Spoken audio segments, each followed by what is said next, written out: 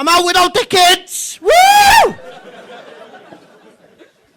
Any parents in? Yeah. One thing I've learned from becoming a father is kids are fucking wankers.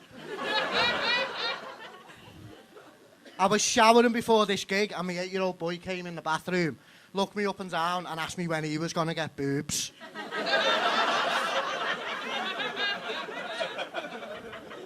My 5-year-old daughter followed in behind him, asked me why my belly was so big and my willy was disgusting. I find myself doing this a lot behind the heads, like round the house, or standing like that. Like, I could definitely lose them in Portugal.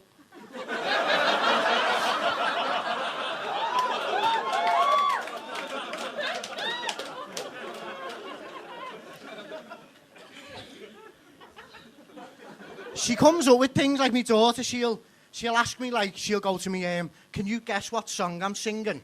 So I'm waiting for it to say, and she goes, no, in me fucking head. I don't know, is it fucking move, bitch, get out the way?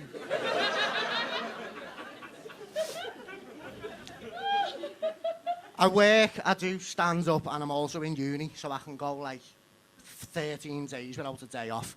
And I guarantee you on my day off, she'll run in at, like, 5:30 in the morning, jump on the bed, like, yay, yay, daddy's off, we can play Barbies all day. And I'm like, yay, yay, I wish I was dead.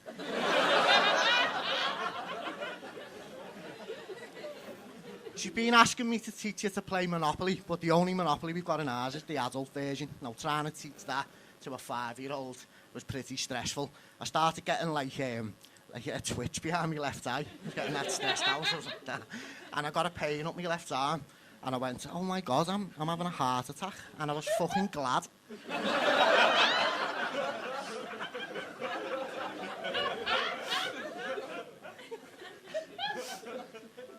My youngest, Bobby, he's 4, and he's got autism.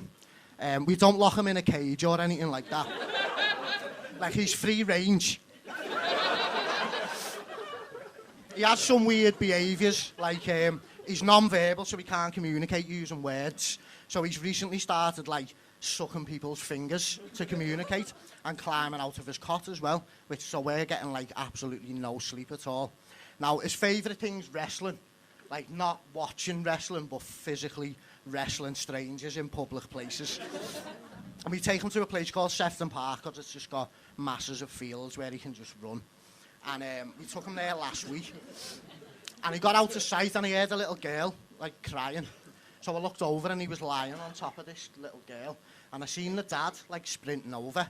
So I thought, oh my God, I'm going to get battered here in the middle of Sefton Park.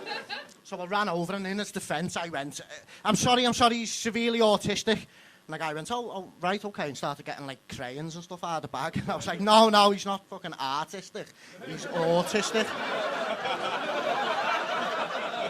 Are you fucking autistic?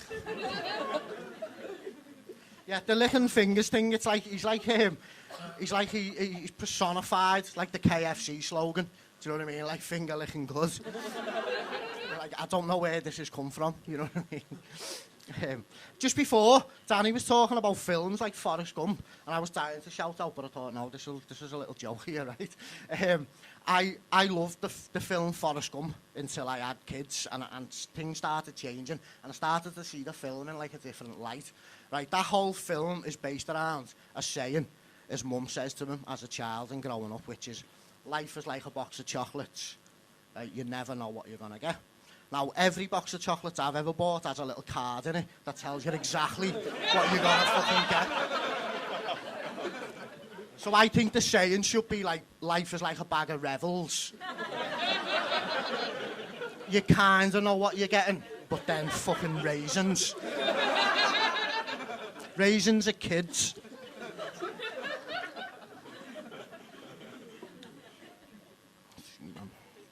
What else have I got for you? Oh yeah, me beard. I know you were all thinking, why hasn't he got that beard? I know you weren't. Yeah, it's basically like, it's not for it, like, I'm not a stylish person, as you can fucking tell, right? It's because when I'm clean shaven, I look like a 12-year-old lesbian. Just picture that. Want to play pool, girls? I get ridiculed in my house. I think I'm getting bullied, to be honest. Like, me kids all skip me about my weight, and my girlfriend starts calling me, like, chippy tits around the house. Which I think's bullying. Like, I do think that's bullying, definitely. I know I do a lot of jokes about my kids, but I do love my kids. They're beautiful. Like, I was a very ugly child, right? I know you're thinking, no, you weren't. How's that possible? If you'd have took me to the Neverland Ranch, Michael Jackson would have made me sleep in a separate bed. Like, on the far side of the ranch. I grew up in Anfield. Anyone from Anfield in? No, of course not. Anfield, the best way to describe Anfield growing up for me, it was, I get nostalgic watching Mad Max. Most residents think mayo's spicy. I had a mate who moved in. Another thing as well, living in Anfield, like late 80s, early 90s, is no one had a dad. There was no dads. Like, I had two mates who didn't know their dad, and I used to get really resentful when I used to see other kids with the dads. And we had this lad move into our street, and he had really big sticky out ears. Now, back then, they didn't teach you, to love yourself and accept yourself for who you are. They'd take you to the nearest hospital, and they'd staple them to the side of your fucking head. Right? Now, this boy moved in and started playing with us, in the summer holidays, and he had them ears. He was off school for a few days, so I went to knock to make sure he was okay, and he come out, and I was like, oh, you've had the surgery done? And he was like, no, must have slept on them funny. Okay, mate. So we came for a sleepover, and about 1 o'clock in the morning, he woke in the middle of the night screaming. So I ran over, I was like, you all right, mate? Have your ears popped back out? He said, no, if I tell you something, do you promise not to say anything? So I was like, yeah, what's going on, mate? He said, when my mum goes to work of a night, he said, my dad touches me down there. And I was like, oh my God, you've got a fucking dad? Get out!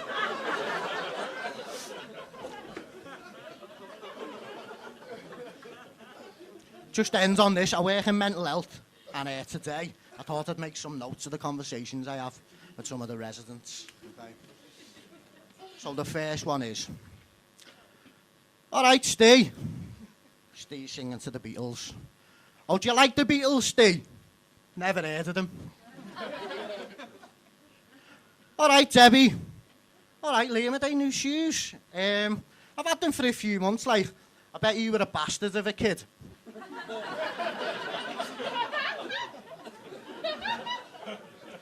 What's happening, Peter, mate? You okay? Liam, I hope you get cancer. And when you're walking home from the doctors to tell your family, I hope it rains. Debbie again. Good afternoon, Debbie. How are you? My friend Billy has a 10-foot willy. He showed it to the girl next door. She thought it was a snake and hit it with a rake, and now it's only 4'4". That's inappropriate, Debbie. You're fat. Thank you.